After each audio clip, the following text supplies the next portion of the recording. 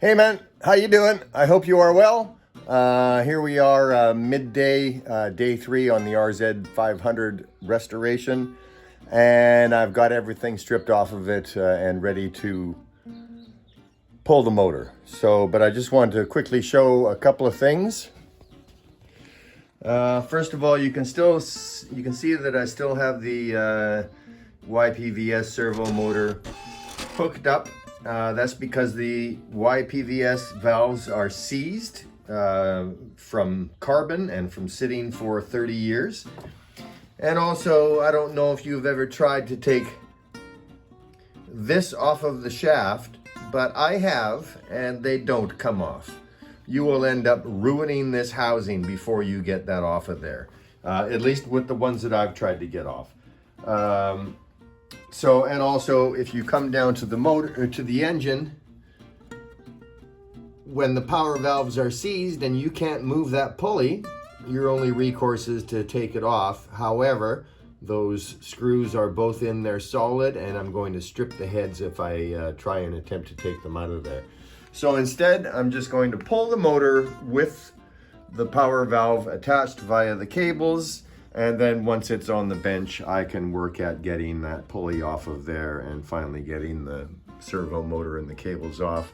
The mice didn't get anywhere further than the airbox, so there's no damage in there. I did notice one thing though. Let me just turn on my headlamp. Someone had done a little mechanic job here. It looks at one point there was a bolt that's missing from the power valve cap. So someone just shoved a piece of folded up cardboard in there.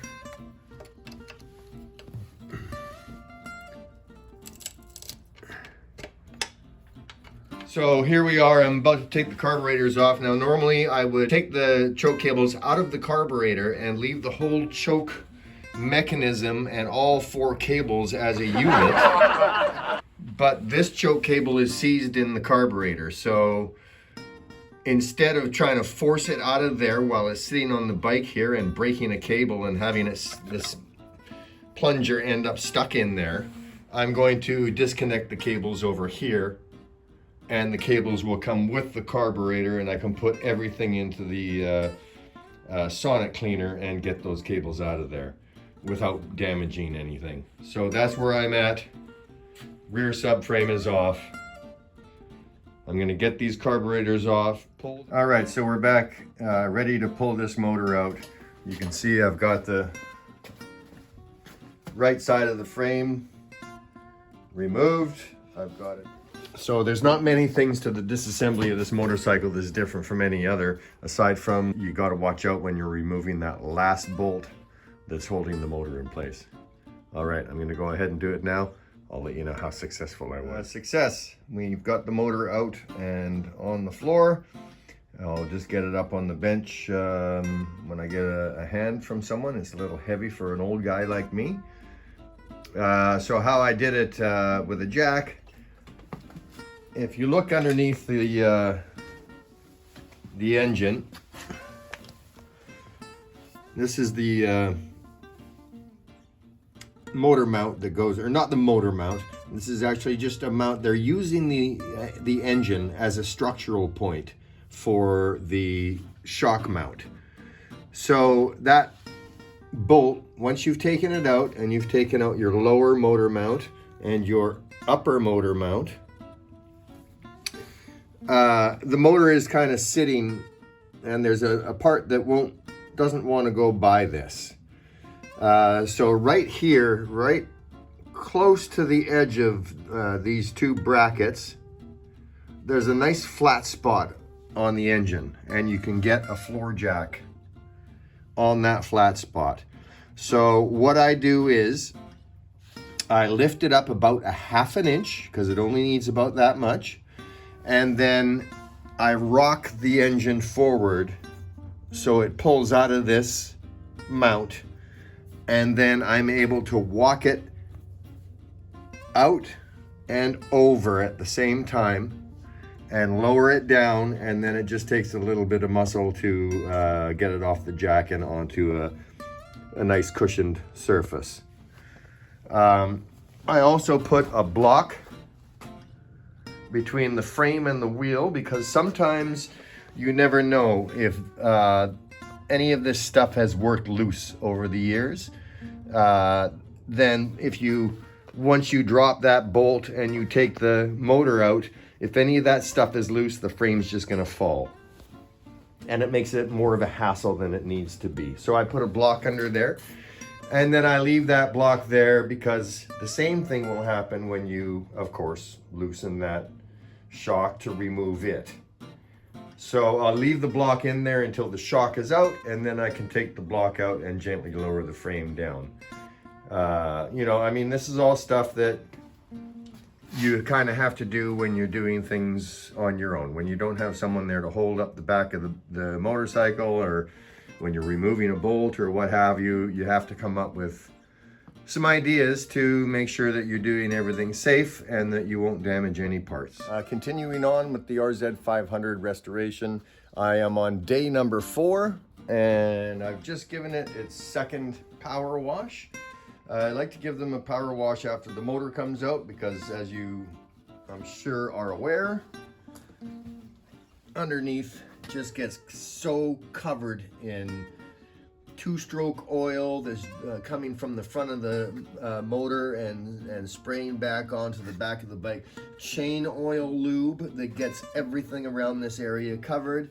However, the one good thing about that is that it really preserves stuff. I mean, that shock absorber looks way better than many I've seen. And it's just because it was so covered and the guy never bothered to wash the bike. So, you know, one saving grace, I guess. And also another thing, this is what I was talking about with the rear end dropping while you're removing the motor. These bolts came a little bit loose while I was rolling it around in the yard to get it to the power washer. And as you can see, this is what I'm talking about. It doesn't drop much, but when you've got an engine in your hands and you're trying to pull it and that drops, it not only freaks you out, but it also can pinch a finger between the frame and the engine. You can drop the motor because you're not realizing what's happening. So just to save you from freaking out and possibly pinching a finger or dropping the motor and breaking a case, always block up that rear end when you're pulling the motor, because you never know when those bolts have loosened off enough that you're going to have it just drop. All right, so we're here removing the rear shock now, and as you can see, I've blocked it up once again so that there's no drama. When I let that bolt go and the shock drops down, I won't have the rear of the frame dropping down any further, and then once that shock is out of there, I'll be able to put the whole frame on a flat stand or a couple of jack stands, and then continue on with removing the rear wheel and the swing arm. All right, so I am back, and as you can see, everything went to plan. I removed the front bolt from the shock. It just simply fell down. Removed the two brackets, the two black brackets, and then removed the two bolts from the pivot point for the rear shock mount. Those two pivot points, of course, are where it connects to the swing arm and to the frame. And then all I had to do was simply remove the swing arm bolt and just walk the rear wheel and swing arm on the stand out from under the frame. It worked excellent. And so now I'll just get that shock mount off of there, remove the rubbers, a couple of other small items that have to come off, and then the front end, and it's ready to go to sandblasting. And that will be tomorrow. I've done quite a bit of work today, and as mentioned before, I'm an old man. So we'll see you tomorrow on day 5, and I hope you have a great day. Hey there. I couldn't resist. I couldn't help myself. It's still day 4, and I decided to continue and finish off the tear down, and now the frame is completely bare. All the rubbers and everything are out of it as well, and it's ready to go to the sandblasters. I was talking about the paint earlier. I don't think that it was the sun that did this. I do think that someone actually painted this. Taking a closer look, if you look at the